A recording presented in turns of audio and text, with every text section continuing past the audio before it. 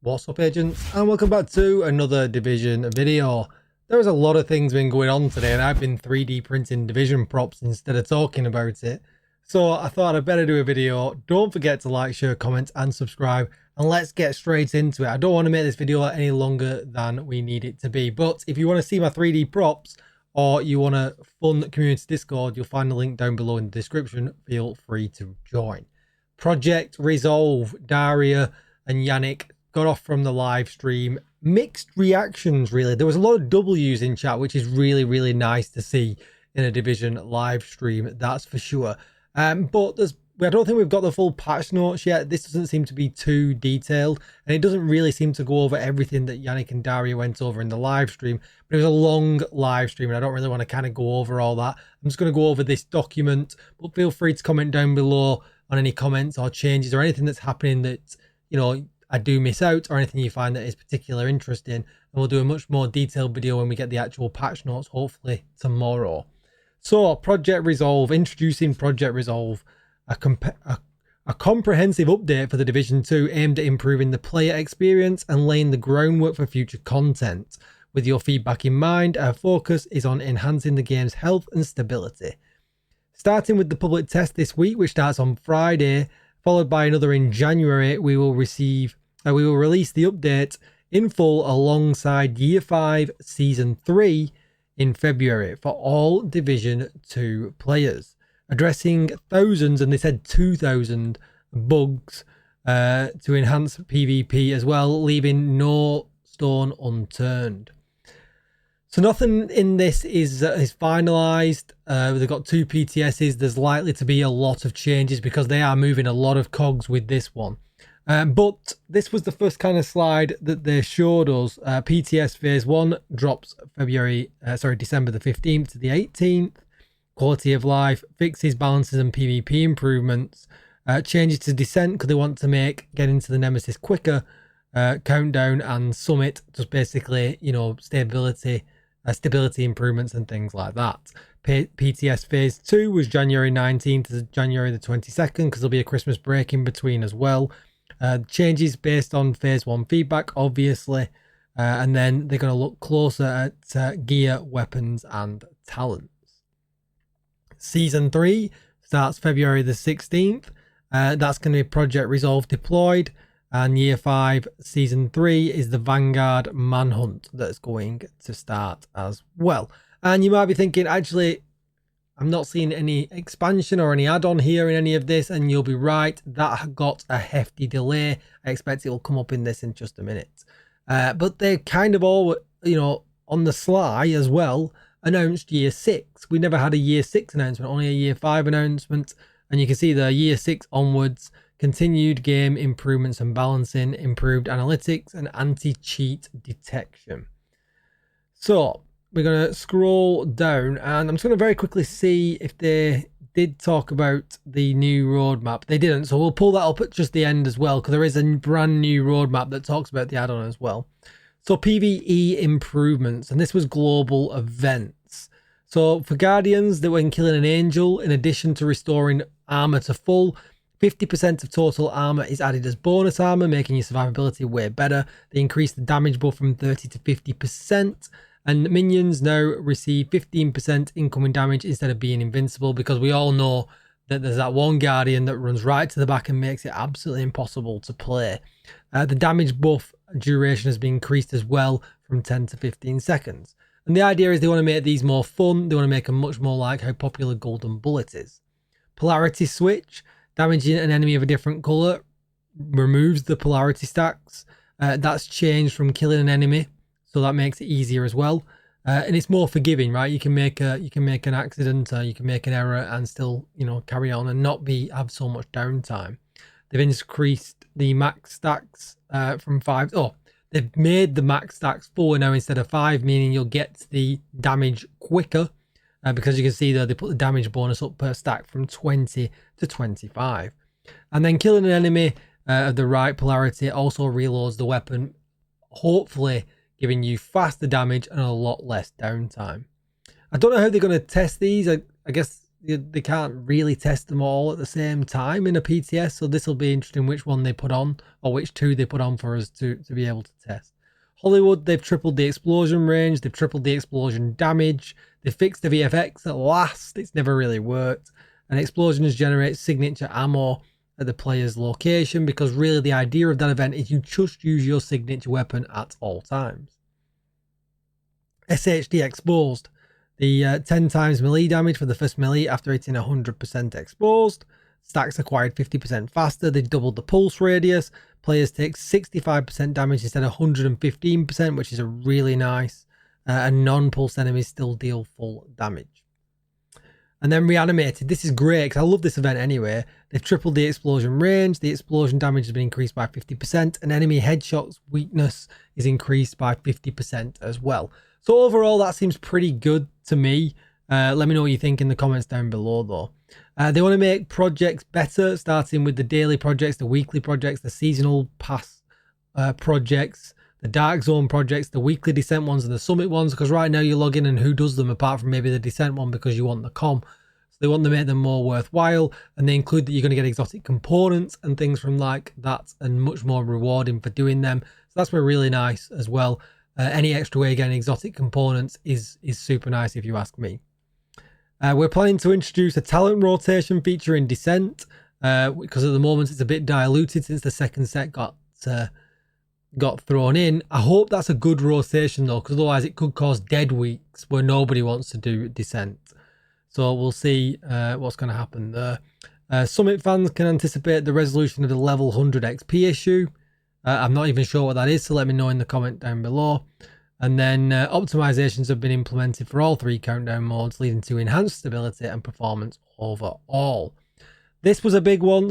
Expertise is getting way cheaper. Way cheaper. To go from 11 to 24, it's only going to take you 42 exotic materials. And currently, like, once you get to 20, it's like, it's 20. And then it's 20 again, and then it's 20 again. So that's way cheaper, way cheaper. So expertise is going to become much better and much more affordable. And then they talked about weapon balancing. They're going to do a general pass to enhance the appeal of less popular weapons for all agents, which include buffing all kinds of guns that they talked about. They also talked about being able to roll damage to target out of cover or re-roll the 3rd slot on exotic guns, which was huge. An eagle bearer with damage to target out of cover on is absolutely crazy good. So a lot of thought process going to go into that when that drops, to see how powerful older exotics are going to be as well. They talked about gear balancing to try and make the 2 and 3 piece bonus better for high-end gear, to trying to, obviously to keep up with basically the striker meta. So we'll see how that works out as well. And then they talked about the new feature called Tinkering. They made several improvements to the inventory system. We've added a new menu called Tinkering, which combines all the features of optimization and recalibration into one convenient location. This menu, along with the expertise menu, talent attribute library, now has a separate tab in the inventory and can be accessed from anywhere, meaning that you're going to be able to roll your new piece of gear that you've just dropped on the fly wherever you are, not having to go back to the base of operations. We'll also adjust optimization costs as well with the upgrades. And additionally, they've introduced the option to send an item directly to the stash. A warning if your stash is full will appear, which is pretty crazy, really. Hopefully it'll make inventory management a little bit better. What they did mention though was that if you're not maxed out in your library, that's going to be the max that you can optimize to. You can't over optimize anymore, which kind of kills optimization a little bit. But I guess now we've got the time now until next year to get that library maxed out, so then that's not a problem for you. I'm going to be guilty of that. I've never finished my library. I've got a lot of dead stats in there that I never optimized. But I guess now I'm just going to have to make sure that my library is full and that's all maxed out for sure. Quality of life upgrades. They've made some significant changes to the loot crate system in the open world. Loot crates will now scale with your loot difficulty, so no more getting level 30 crap out of them, which is going to be great. The new armor kit. So if you tap your armor kit button, you'll get 25% health instantly. If you hold it, you'll get the 100% as normal. Crazy for PvP. There was a lot of PvP changes coming as well, so that's crazy. They've also capped the watch health bonus at level 2000 now as well, which I think is pretty reasonable. I think most players now, apart from if you're new, are over level 2000 SHD. So anyone that's managed to cheese SHD levels and got more HP or more health than you have armor, that's no longer going to be a problem in PvP and things like that. So that's great. And then this was a huge one that really flew under the radar. They've, to avoid duplicates that clutter the mod space needlessly, they're going to make skill mods inventory management more efficient. Each bonus can only be owned once, and the value updates if you get a better one. So no accidentally having 5 of the same mod at 9%, 9.8%, or whatever. You just get one, and it automatically updates. You have nothing to worry about, and you can just use it wherever you need to use it. That is amazing, and will hopefully, free up some hidden invisible stash space that you don't know that you are using. Conflict was huge as well. They wanted to make that the pure PvP experience they talked about. And basically they wanted to improve the rewards from there as well. They also talked about putting turrets, the DZ turrets at the spawn points to hopefully stop spawn camping as well. That was pretty crazy. They talked about only being able to change your gear once when you kind of load in from death. No changing on the fly anymore, so that people can't, constantly keep spamming changing his gear to make themselves kind of invulnerable to certain situations. You have to think about things a little bit more. Then talked about status effects and adjusting them in PvP. They talked about this new feature now called diminishing returns, and that how these are now going to be grouped as well. So for instance, shock, ensnare and blind are all going to be grouped together. Bleed, burn and poison are all going to be grouped together. So if you get hit with bleed and you get hit with it again, there'll be a diminishing return. But if you've been hit with bleed and then get hit with burn, the burn will suffer from the diminishing return because you've been hit with something in that group already. Could be smart. Could be a really, really smart move. But they did talk about that won't apply in PvE, because obviously we stack a lot of stuff like that in PvE to kill things really, really quick. So that's kind of good that we get to keep that powerful feeling in PvE, but takes it away hopefully for a better balance in PvP. It'll be interesting to see how that plays out. Plague of Outcast is also going to be classed as within that as well. That gets its own category, so that's cool as well for anyone that's spamming that in PvP. And also the immobilizing skills and things like that have been absolutely horrendous for people in PvP. And what they've done is that all repair skills get a flat 50% Hasbro bonus as well now, which brings back Division 1 vibes. So, really, really crazy. And we'll bring a lot more builds, to play, because you're not going to have to stack 100% Hasbro on your build. If you're running a healing skill, you'll get 50% from that. And then you'll be able to just stack 50% as well. So that's pretty crazy. Talents had a lot of changes as well. There's going to be a lot of talents, as you can see here, to Dr. Home. That was being changed to just headshots, I believe, rather than kills. They were changing the St. Elmo in PvP only. Future Perfection, Swift, Thunderstrike, Big Game Hunter, Breathe Free, Perfect Preservation and Flatline, all getting changes. Gear talents, Glass Cannon, Intimidate, Makeshift Repairs, the Process Refinery, Improved Materials, Obliterate and Unbreakable, all getting changes as well. So that's going to be, maybe the meta is going to change, who knows. So we'll see about all them changes as well, which is really, really cool. And then they also changed the DZ around to change the meta in there as well. And they wanted to make a bigger contrast between invaded and uninvaded dark zones as well. So the activation time for going rogue will be increased from 5 seconds to 0.5 seconds, making it, an almost instant flag for going rogue. The duration of the first rank has been increased from 20 seconds to 30, meaning you've got to be rogue, whole 10 seconds longer. And players with rogue status will be unable to switch loadouts or individual gear pieces. So again, coming away from that, gear swap meta where people can just put a nemesis on really quickly or just do whatever really quickly, making it, a lot more focused skill based activity, and hopefully taking away some of the cheesing that's really going on as well. They also plan to add turrets to all spawn points. That should definitely be in the conflict section. That shouldn't be in the DZ section. And then they talked about fixes, and really the one that we want to talk about out of all of this was the the shield fix, basically.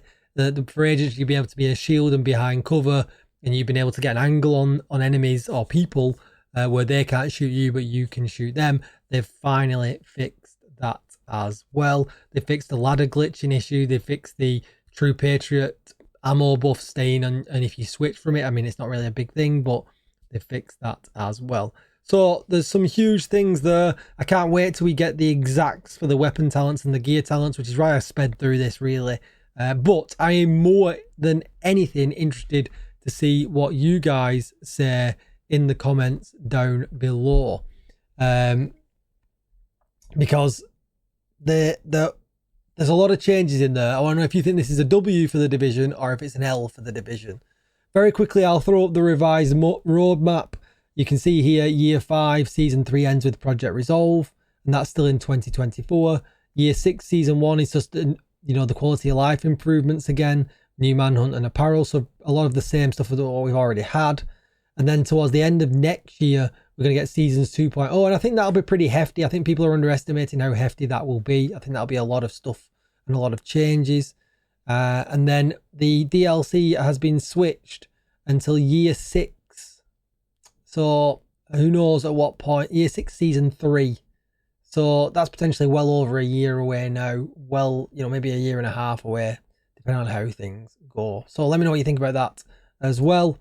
Right, that's going to be it for the video. Like I said, lot of things to digest there. I wanted to make this quick, and I'll make, you know, much more individual videos about other stuff, because there's not really much point in going on for hours and hours and hours. So that's going to be it. Like, share, comment and subscribe.